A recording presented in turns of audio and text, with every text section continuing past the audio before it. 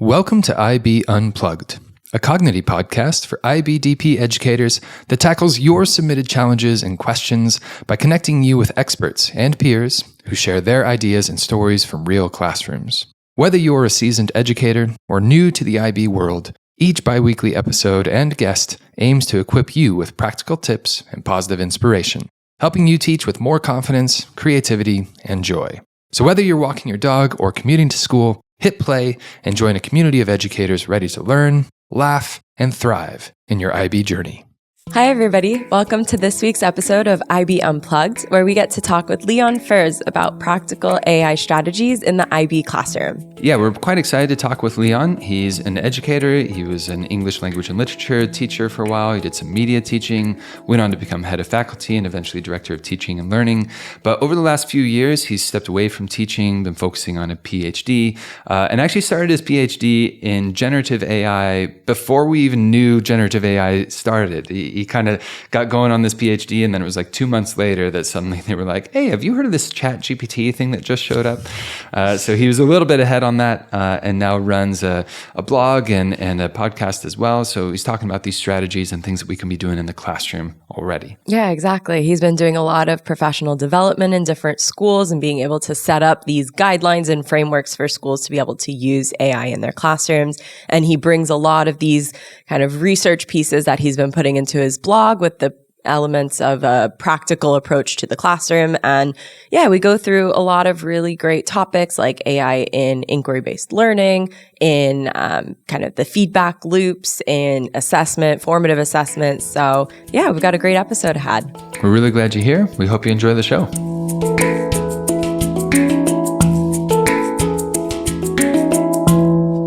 Hi, Leon. Welcome to IB Unplugged. We're so glad you're here. Thank you very much for the invitation. Absolutely. Leon, I know we're going to get into, from panic to pedagogy and talking about practical AI strategies for the IB classroom. But before we get into that, we want to give our viewers and our listeners a chance to get to know you a little bit more. I know you were doing your doctoral work on essentially generative AI and that sort of thing before we knew it as generative AI. But I wonder if you could just give us a general idea of like what initially sparked your interest in the intersection of education, AI as it stands now. Yeah. So I'm an English teacher by trade. I was a secondary English teacher for 15 years, head of English, director of teaching and learning. But when I was at school myself, I was actually a computer maths science kid. So I sort of stumbled out of school into an English literature degree and then ended up teaching English literature. And I kept an interest in computer science and coding and all of those things. In about 2019, 2020, around about just at the tail end of COVID, I was having a conversation with a colleague of mine who was on the English Teachers Association Council. She's Lucinda McKnight, who's at Deakin University. And I decided in 2022 to finish up my job. Lucinda and I had been having a conversation in the background about large language models and related technologies, which was something that she was interested in. We were both interested in the implications of those technologies for writing and for teaching writing.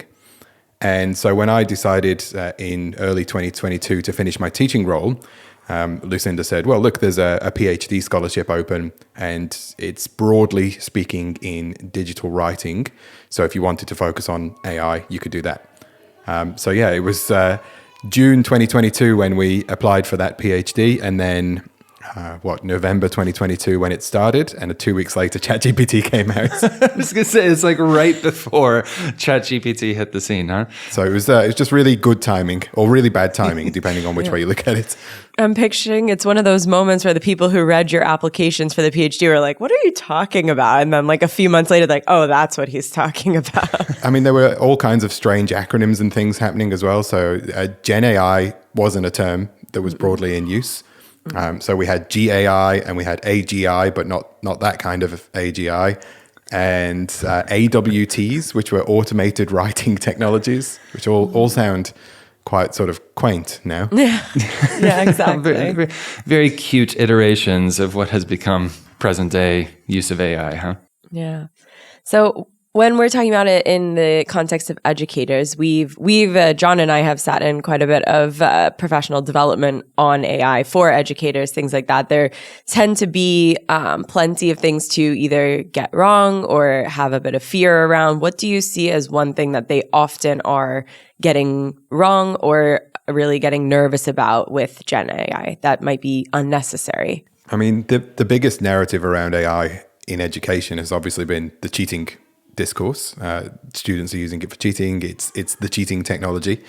And as an English teacher, I kind of feel that one of my first encounters with this type of technology would have been late 2021 when I clocked some of my students using GPT-2 based paragraph spinners in their English classroom. So they were putting essays that they'd found online into GPT-2 based applications and just jumbling the words up, basically making a nice word salad and trying to use it to beat the plagiarism checkers we were using in school. So I understand that narrative, but it is quite limited in scope. You know, if you only focus on the cheating and the academic integrity side of things, then you do miss out on a lot of the other aspects of the technology. And I guess then to that end, to kind of help everybody get to know you a little bit more as well, do you recall a moment maybe either in your teaching career or since you've done the PhD where AI made a particularly surprising impact, either positive or negative? Yeah, very early in 2023, I wrote an article on my blog called Practical Strategies for ChatGPT in Education or something like that. And it was very focused on ChatGPT because that was the shiny new thing. And it went absolutely bananas. It went totally viral. My blog up until that point had been mostly just for other secondary English teachers. And I'd written a few articles about AI. I'd written one in June 2022 about AI and Jane Austen or something, and another couple about essay writing. And this was really the first article that had focused on ChatGPT. And it racked up thousands of reads very, very quickly. And I thought, oh, hang on a minute, this is something that a lot of people are looking for. A lot of people are kind of clamoring for advice on what these things are. For us in Australia, it coincided with coming back to term one. Our academic year starts at the end of January. So the teachers had the whole of Christmas off to not worry about ChatGPT, and then came in burning hot at the end of January. Yeah, I can believe that for sure. I think that happened to many of us. I remember sitting in a leadership team meeting, and one of my colleagues pulled it up and he was like, "Look, it's writing for you right now." And I was like, "Whoa, man, we need to calm down." I think I had that exact same experience with my deputy principal at the time when I was still working in the school at the end of 2022. Just showing them and saying, "Look at this thing, which has just come out. This is going to be everywhere in the next few weeks, but by the time we come back in January." And most of my former colleagues just say, "Oh yeah, okay." No, it won't. All right, well, let's dive into our first part here, which is what practical AI looks like. And we talked a little bit about the misconception of AI with being, or not, maybe not misconception, but this fear of it's just the cheating tool. Are there any other misconceptions that you think you'd like to bring out with Gen AI in the classroom? I mean, since we've had 3 years now of working with these technologies, my understanding of them has shifted quite a lot around how ethically complicated they are, as well as the practical uses. The biggest practical concern I still see is people really confused about what they are and how they work on a technical level. And, you know, these are complex technologies, but a little bit of technical understanding I find goes a long way. We still see, we see a lot of students and I see a lot of educators using them as if they're search engines, or surprised when they are hallucinating and just making stuff up. And all of those are technical limitations, which are pretty straightforward to understand with a little bit of technical knowledge. So probably, from the practical point of view, the biggest misconceptions are just around what these things actually are. What is a large language model? Yeah, I think often I've read about it where it's so hard to disconnect thinking about this as just something that's pulling together language or words that follow each other, instead of, I think a lot of people think it's some entity. It's like an individual or something we might pull out from a Marvel movie, something that we could point to, we could look at, because I think, and maybe correct me if I'm wrong, but a lot of it comes down to we're so used to language coming from some form of like sentient individual. And so we kind of think like, oh, this individual is telling me something and this individual is all knowing. But of course it's not in those lines, right? Yeah, absolutely. I mean, we sort of ascribe the ability to think to these models, and the tech companies, they love that. The technology companies, it's great marketing for them to have models which have thinking modes and reasoning modes and deep research and all of these kinds of this language that makes it sound as if they are thinking. But they're really they're very, very sophisticated predictive text, and a lot of the problems that we're seeing with the use of AI in schools, including things like the social chatbots, the character-based chatbots that people are interacting with, a lot of the problems from them stems from that misunderstanding that, or maybe not even a misunderstanding, maybe just being too willing to accept them at face value. Yeah, just sort of a projection of somebody else's here. I've heard my students say often, "Oh, let's ask Dr. Chat." What? Dr. Chat. Oh yes, Dr. Chat knows all these things. But I think you're right. A little bit of knowledge about this is predictive text. This is figuring out what, word is going to come up next. I think makes a big difference. And often we're talking about within education, the responsible, the safe use, the ethical use. And I know you just touched on ethical use as well, but can we lean into what's responsible AI use in the classroom look like from your perspective and the things that you've studied so far? It's such a broad and complex area. So, we could go really, really broad, and you could look at the environmental impact of the technologies, the environmental impact of all digital technologies. AI is not alone. It still doesn't consume as much energy as just watching Netflix. So we have to take everything as part and parcel of that problem.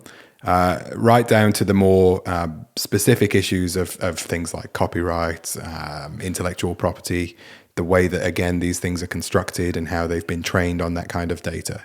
And then down to that really micro level in the classroom of things like academic integrity and plagiarism. So there's a lot of different levels of ethical concern to be conscious of when we're coming across these technologies in the classroom. And, a lot of the time, people will have differing levels of understanding of those things. Students don't necessarily arrive in the classroom knowing about the environmental impact of data centers or, the intellectual property concerns faced by the artists. But I am finding now that a lot of students, particularly older students, 16, 17-year-olds, they are aware of many of those issues and they want to talk about those things. So, getting students involved in conversations around what image generation means for artists, for example, I think is something that a lot of students are interested in. Yeah, no, I think we've talked a lot about the intellectual property aspect, and I think that is one of the ethics pieces also that I think is harder for teachers to also feel confident about, because everybody's kind of learning about this too. And I think it's always hard to explain and teach something that you don't necessarily feel as confident about. And if you're like, well, I'm a biology teacher, for example, like this is not my sweet spot of knowledge. And how do you have any advice for teachers who are not feeling confident in having these conversations? Yeah, I published a bunch of articles in 2023 originally called Teaching AI Ethics, which just looked at 9 areas of ethical. It's got a nice title. It's got 9 areas of concern. So like bias, copyright, privacy, all of those issues.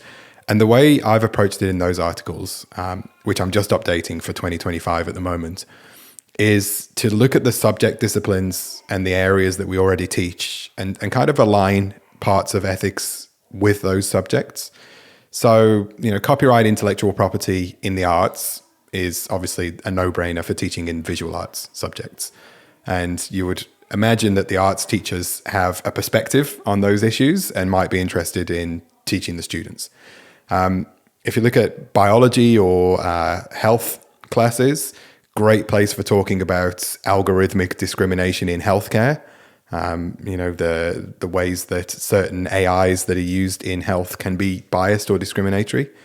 The English classroom is fantastic for talking about deepfakes and misinformation and fake news and the implications of AI for communications. So looking for places where the ethical concerns naturally fit into the existing curriculum, rather than trying to make every teacher an expert in everything. I like that because it allows you to start from a position, I guess, a little bit more in comfort. I know this area, I know the kind of main issues that are surrounding this area, and then leaning that into the AI sort of ethical situation that might be presenting itself there, huh? That's good. Mm-hmm. That sounds like a really reasonable and useful first step. Let's get into kind of our second part here, which is all about, using AI practically within the classroom. And I guess starting off right away with just AI and inquiry-based learning, specifically in the IB. We know that the IB is very big on inquiry-based learning, and there's a lot of good research that supports that. AI has potential to support some of that inquiry. It has the potential to limit people's, critical thinking and creative thinking to come up with good inquiry. Can you talk about how we can use AI and inquiry within the IB? One thing I've noticed working with lots of schools in the last few years is that IB schools often do a really good job of having these conversations because it's front and center. Non-IB schools, I find, they talk about inquiry-based learning and they're a little bit uncertain. It's often something that's quite new. So one thing I will say is in the IB program, you've probably got the jump on things because you've been doing this for a long time. I think it's about balance. It's about helping the students to understand when these technologies can be used to supplement or support their inquiry or their research versus when it's just doing it for them. Right. And I think the best example is the deep research products that are variously available now. I think every AI company has a deep research now, all called the same thing, all called deep research. But these things can produce 15,000 word long reports in about 8 to 15 minutes. And a student who uses that to conduct their research, the quality of the research they produce can actually be quite good. So for me, it's about teaching them what they then do with that research. That's the most important thing. Right. So when we're, with inquiry-based projects particularly, we want to teach lots of good research skills and good investigative skills and how to write good questions and all of that work. But if some of that gets offloaded onto AI, then we've also got to teach the students how to make the best use of what the AI produces. I used to do a lot of, I would teach snowball researching. This is what I learned in my doctoral work as well, is you kind of read through the article or read through the paper, check the references, who cited most, let me go there. And it was that sort of really manual process of just trying to get a grasp of like, what's the world of knowledge around this topic right now? But you can see where that can be an extremely effective use of AI, for example. Just give me, who are the most cited authors in this field right now? Who's kind of talked about the most when they come to these theories. And it can be a really good place to start an understanding to then springboard a good inquiry question from that. But just as you say, it's really important to know what to do with that information moving forward, right? Another big part of with the IB curriculum is always the formative assessment and the reflection and all of these pieces. And I was wondering if you could talk about some of the best ways you've seen AI used for either formative assessment or the kind of next step with those feedback loops after. I mean, formative assessment is, again, one of those things that we talk about a lot in education. And some places do it really, really well. And some places say they're going to do it and they never quite get there because it's hard and it's time consuming. And in some places, it's not valued as much as the summative assessment. So with AI, I think one thing it's proven is that formative assessment is 100% necessary to understanding how students learn. We can't rely on summative assessments, and we certainly can't rely on single one-off high-stakes assessments as a way of judging what students know, because that's very vulnerable to a student offloading the whole thing to AI. Whereas with formative assessments, we're really getting to know the student. And, I was talking with a Singapore school earlier today around formative assessment and around methods of bringing AI into that process. I think there's really good scope there for students using AI as part of their own assessment and feedback, their sort of self-assessment, and then freeing up a little bit of time for the teachers to get more involved in that kind of verbal face-to-face formative assessment. So, less teachers taking home piles of work and marking it outside of school and bringing it back in, and then the students never read it. The AI can do that part, and then the teacher has more time available to them to do really quite kind of focused formative assessment. You can see where it would really lend itself quite a bit to more of like a mastery model of education, right? In terms of let's develop this skill and let's push it, and learn what you know and then develop it more, as opposed to that sort of fully summative model that just becomes very performative, right? You just got to get to where you perform really well. And you can see why then students would be inclined to, let me just find the quick way out of this. Let me just try to, I have to jump this hurdle, and why wouldn't I use this thing that's going to help me jump a bit higher to get over this hurdle? Whereas I think what you're hinting at here is if we're using it more structurally within the classroom as diving into formative and recognizing that the formative development of young people as we develop their mastery in certain skills and competencies and knowledge, that sort of thing, that's where the real impact of education is. And, thinking as an educator here, there's, just as you say, a lot of our summative assessment models are really vulnerable to Gen AI. And it makes you kind of question, well, what are we doing in the classroom anyway? What's the whole point of us getting together now and talking about themes like English or biology or chemistry or maths or something? What's the whole point of that? And I think it's, helping students develop that autonomy and that self-direction and that idea of how they can, find something they're interested in and pursue it with more detail. And I guess as you were talking there, I just felt it's a real push toward, let's not let the summative assessment dictate everything that we do. And I think too often in education, we kind of do that. We're like, this is what's going to be assessed, and therefore that's what I'm going to focus on. So do you see this as an opportunity where educators can kind of take hold of the meaning of education in the classroom? I mean, what you just said there, John, about the summative assessments really dictating everything else that happens, that's a trap that we've definitely fallen into in schools in Australia, where we have high stakes examinations at the end of year 12, which go towards a university entry score. In many schools, maybe 80, 90% of students follow that pathway. So students picked subjects based on what they believe will get them a good score. And they then might become a little bit disengaged with some of their other subjects, and they've started offloading a lot of that onto AI. So if we only have that focus on the summative and the high stakes assessments at the end, we really do set up a system where we almost reward that kind of behavior. Yeah. I was working on an article this morning for the blog, which I think will come out maybe next week, around what students are saying about their AI use. And one big thing, they're saying two really important things. One is we use it when we think that it's good enough. And the other is we use it when we think that it's better than me. Yeah. So these two things, good enough and better than me, they both seem to stem from that same place. The good enough ideas is where ChatGPT or whatever is good enough to just kind of fudge through these subjects that I'm not really interested in doing, but I'm just jumping through hoops to get the score at the end. Yeah. And the students who are saying it's better than me, they're lacking self-confidence. They may be lacking a bit of direction in those subjects, because we're just telling them the whole way through that the final product is the thing that matters, and that has to be polished and that has to be perfect. And look, Gen AI does a really good job of making really polished, perfect final products. So we have to really value that whole process.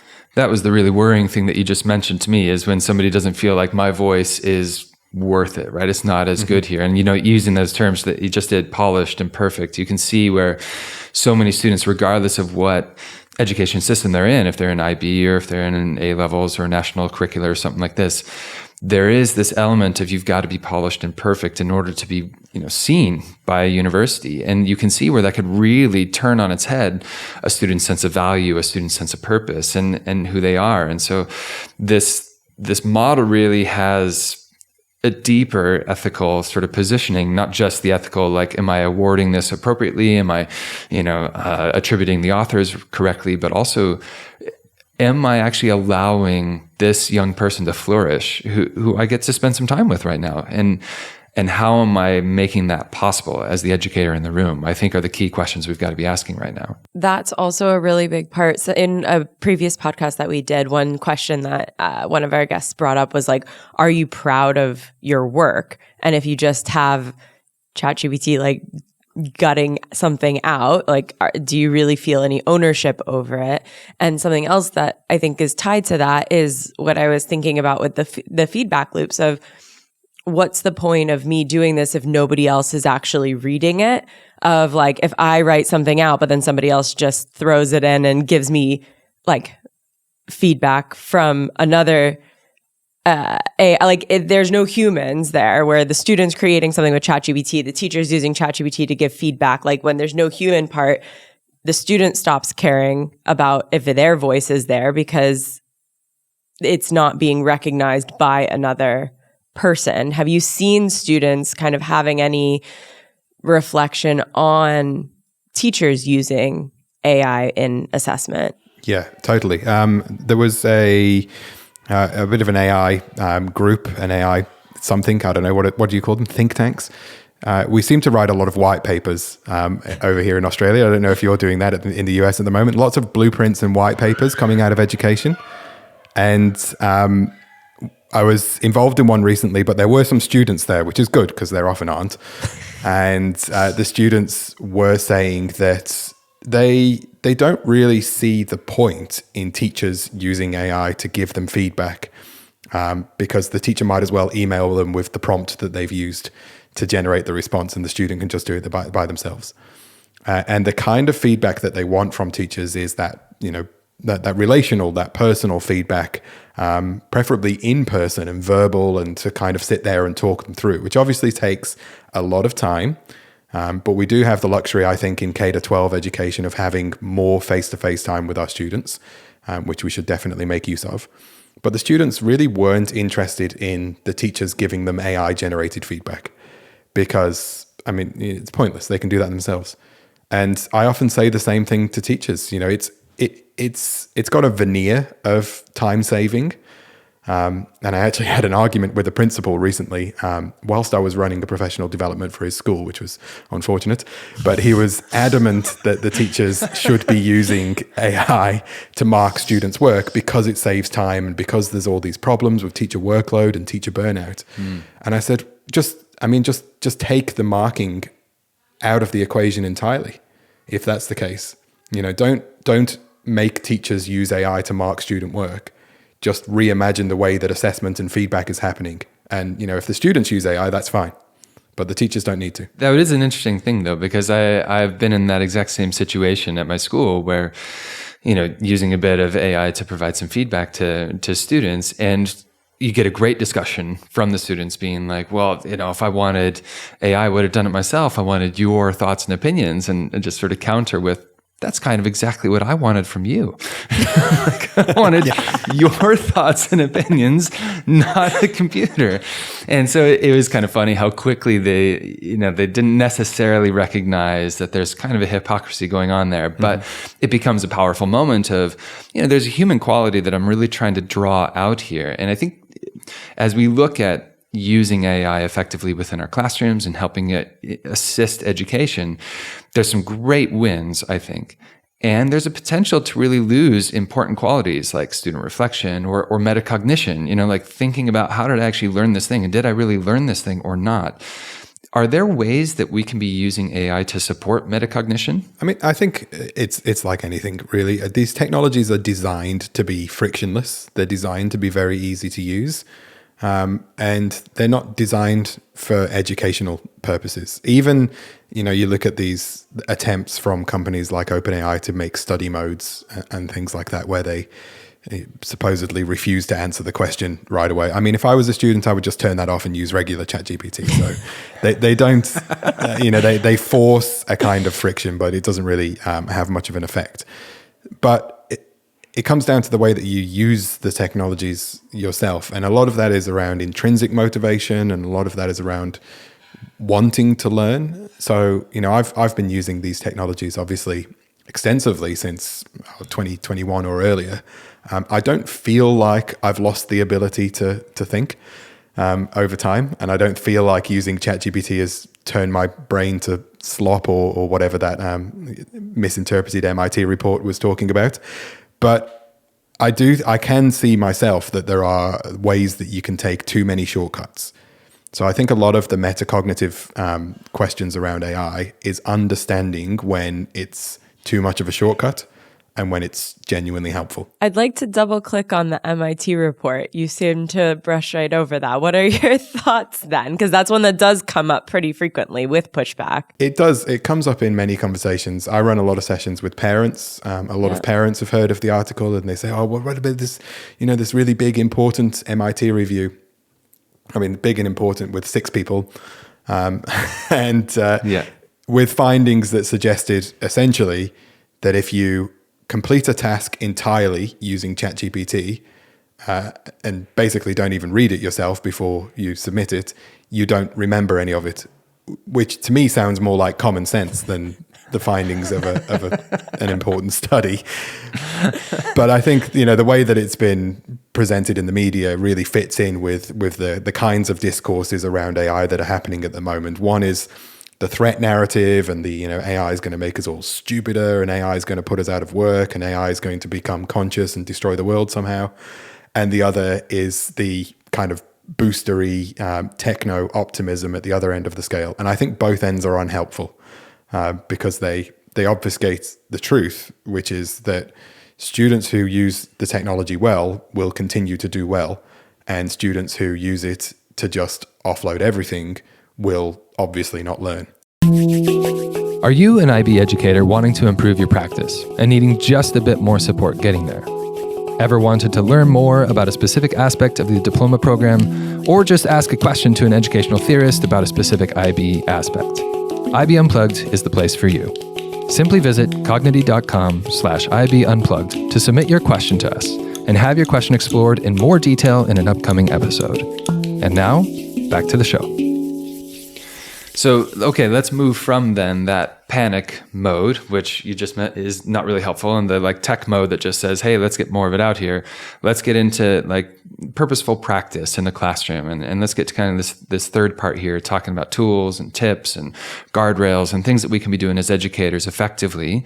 And I wonder, are there any, from your side, just, I guess, recommended AI tools or things that maybe educators might be missing? Obviously, we've been mentioning ChatGPT plenty of times right now, but that's a relatively narrow window to be looking into right now. In your opinion, are there some good AI tools that maybe educators might be missing? Yeah, it's a really tough question, I think, in education, because ChatGPT is what students are using.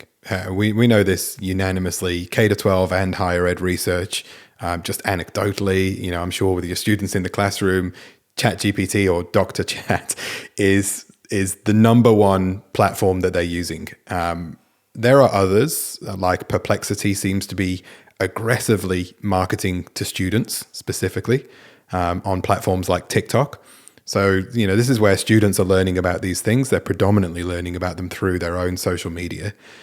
In terms of what schools are using, over here in Australia, it tends to be mostly Microsoft Copilot and Google Gemini. Mm-hmm. And then, there's a lot of frustration because Copilot isn't very good and just doesn't work as well as ChatGPT for many things. Mm-hmm. But for me personally, I don't really use ChatGPT very much because I don't like OpenAI as a company. I don't like some of their recent decisions around Sora and around their explicit content and other decisions that company's made. So I use Gemini, I use Claude, I use a few open source language models.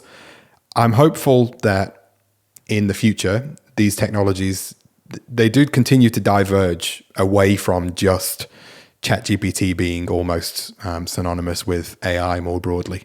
I think it would be good for the education system if there were lots of options on the table. Sure. Well, and presumably, the use of Copilot, for example, you just mentioned we use it quite a bit as well, but I think a lot of that just comes down to security of data and student information. And I think that's got to be a key thing as more tools become available, as educators really have to discern, can I actually put some of this information related to my context or my students or that sort of thing And is it going to be securely handled? Am I going to be, respecting a data protection and privacy and that sort of thing? And I know for us, that's one of the main reasons that we use some of the AI tools that we do, as opposed to things like chat and OpenAI, because it's just like, we don't really have any security over this, and we can't guarantee the decisions that are being made. Yeah, and I think, again, this is why flexibility is good. Schools and districts need to have flexibility to choose between private and secure platforms and not just be locked into one or two vendors. At the moment, Microsoft and Google are probably the two big ones that have the tick when it comes to privacy, because they already have enterprise software throughout the education sector. And I'm sure we'll see more companies kind of leaning into that privacy angle in the future, because people will throw all kinds of stuff into these AI platforms, whether we want them to or not. So we do want to make sure that they're doing the right thing. Yeah. And I think it goes back to the ethics piece of like what to teach your students too, because like most students weren't really taught. There was a bit of a curriculum around what goes out onto the internet, but like not to that degree where it's actually really mattering. Like nobody made a decision about what search engine to use beyond which one was most comfortable in their user experience or which one they felt got the best results. So if students are feeling like consistently they're getting the results that they like the most on ChatGPT, that's what they're going to keep using, or that's what all my friends are using, or whatever it is. And I think that that's also something that you do need some guidelines and policies with your students as well. Are there any kind of schools or teachers that you feel like have set up guidelines in a really good way, or have had these conversations in a good way with their students? Yeah, I've worked with lots of schools over the last few years in an advisory capacity in helping to establish those kinds of guidelines and rules. I tend to steer away from calling them policies or, making them too hard and fast, because then, they have to go through the executive team and sometimes the board, and in some schools, the lawyers and everybody else has to have a look at them if it's a policy. Whereas if it's guidelines, you can be quite flexible. And these technologies change so quickly that you've got to keep them quite flexible. So in the schools that I've worked with in Australia, for example, we have the national framework, the Australian framework for generative AI in schools, which is only 6 pages long. So it's not a lengthy document to read. It's got 6 core priorities in there for working with AI in schools. But that, I find, is enough for a school to start developing its own guidelines. And then, we have to remember as well that schools already have so many policies and so many documents and so much compliance and all of the above that, like, we don't want to be just continuously adding things onto the pile. I think a school's existing academic integrity policy, for example, probably already covers everything necessary for dealing with AI. If it says our school expects our students to be honest, to act with integrity, to acknowledge the work of others if they've used it, and to submit their own work, that's still good. Like, it doesn't need to change because of AI. Mm-hmm. Many of our digital and cyber safety policies might need updating to deal with things like deepfakes or chatbots or, those kinds of issues. But they're quite niche areas. Yeah, but I think also maybe they've had these policies in place, but I think maybe previously they got away with not having to talk that intentionally about them. Like, it was kind of like just a bunch of documents in the background that in case something went wrong, you could pull it out and be like, oh, we have a policy about this. But it wasn't in the forefront. Do we have a policy on that? Yeah, I think we have a policy on that. So I'll ask the compliance manager. Exactly. The compliance manager will know. It's normally the kind of thing that you drag out if a parent asks. Right. Right. What's your policy on blah, blah, blah. So yeah, you're right, Courtney. It's about making sure that if you have academic integrity policies, that you actually honor them in some way. And, some schools that I've worked with over the last few years, they've put a lot of effort into, often through school libraries, this happens, but actually giving academic integrity its worth and, talking to students or putting together some resources, a few modules, maybe giving a few talks on what academic integrity actually means. And I know from my experience working with younger students that, they don't inherently know what plagiarism is or why it's bad in an academic context. This isn't something they just, learn through osmosis somehow. You have to actually teach them. Mm-hmm. It was interesting to hear you talk about, schools have so many policies. I kind of chuckled to myself because we have plenty of policies here. And ironically, we are using a bit of Copilot to help us identify misdirections in our policy, or where we have conflicting statements because one policy was written a couple years after another one or something like that, and just saying are these all saying the same thing, kind of thing. But when we first, I think 2022, 2023, when we first kind of got exposed to large language models, I was definitely on the same side as actually, when we take a look at our academic integrity policy, we don't really need to change much. This is still applicable to this new tool, just the way it was applicable to previous tools. But just as you say, and especially recently, I've realized the importance of actually an AI policy. And I would argue for that now with regard to, things like deepfakes or just ethical, appropriate, cultural, specific use of AI, that we say, this is how we do things here, and here's how we expect our students to behave with AI so that it's safe, and that we're safeguarding our kids, because ultimately that's one of the first things we have to do. But I want to come back to that idea of you've got kind of I think you call them principles, or not policies, but sort of the guiding principles in the Australian framework. Yeah. I like that because I think it lends itself to sort of healthy AI culture in schools, using this thing flexibly, just as you mentioned, being aware of its developments and how it can change.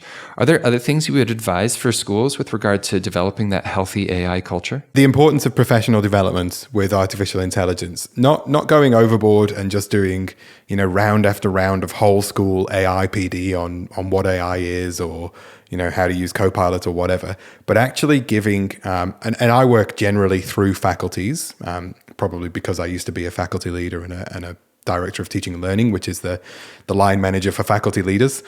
So I always come in from a curriculum point of view, and I think, okay, so what can the maths teachers do to become more aware of these technologies and what they mean for mathematics? What can the science teachers do, and how can they do some PD around AI in the sciences? And so, my advice for schools is always, okay, start broad and start with the general, what's AI? What can it do? Let's, get all the shiny toys out.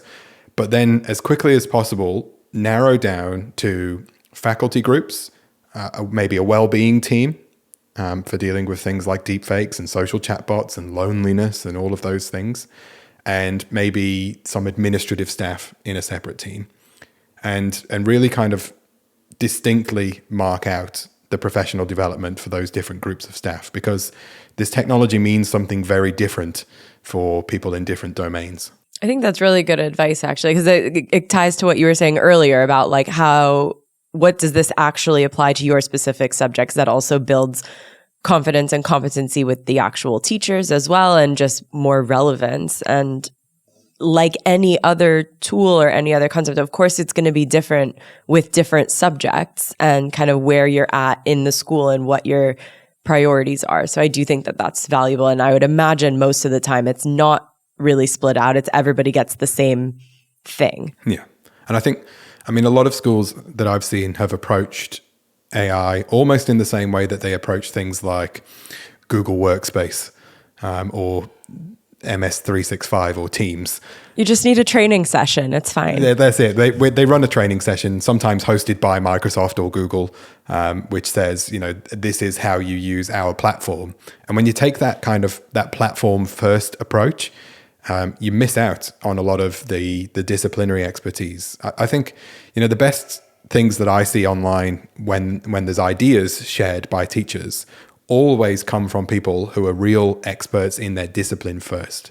So, you see technologies teachers talking about how they've used AI for prototyping, and then, they used image generation as part of computer-aided design and manufacturing. Or you see English teachers talking about using AI in science fiction world building and, the creation of stories. And those examples I find always resonate because they start with the subject matter expertise and then they apply the technology afterwards, as opposed to the general approach we do in schools, which is often, here's some technology, go figure it out. That's super empowering to look at it that way, because I think one of the panic-inducing parts of this is, as we kind of alluded to earlier in the show, is like, you have to be an expert on this thing now if you're going to teach it to other people. But what I love about what you just said is, no, you're already an expert in this field, and now bring that into the AI space in terms of how you're going to talk about it with students. I think that's a far more approachable thing, and something that you could see teachers practicing a little bit more, which at least for me makes me feel a little bit more comfortable and a little bit more excited about it. I guess as we kind of come to the close here, and on that end, is there anything that really excites you about AI in the future of education? I'm really interested in multimodal Gen AI. I'm interested in the implications of media becoming really plastic, and both, the positive and the negative implications of that. So I was a media teacher as well as English and literature, and I look at what's happening with image generation, video generation, audio, 3D design, and a lot of those kinds of interrelated areas. And I think that there's a lot happening in those industries that people are unaware of. And yes, there's the big headline grabbing ethical concerns over the intellectual property for artists and so on. Mm-hmm. But there are also communities of artists out there that are doing things with AI, which are pretty insane. And I follow a few people online on social media, and you look at them, they're in virtual reality using a PlayStation Play VR headset or something, and designing things in real time with a layer of AI video generation over the top, and real time creating virtual reality worlds. And you think, this is so far removed from... That was like watching Inception right now. I think I was just listening to that and going like, what level of dream state am I in again now? Am I having a dream about a dream?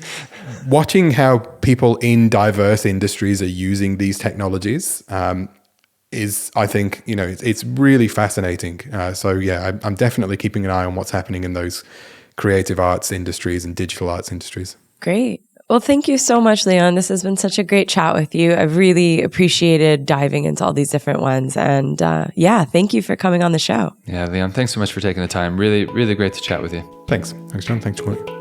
IB Unplugged is a Cognigy podcast hosted by John Patton and Courtney Marlene and produced by Catalina Gaffney. Be sure to subscribe or follow and share with your fellow IB educators.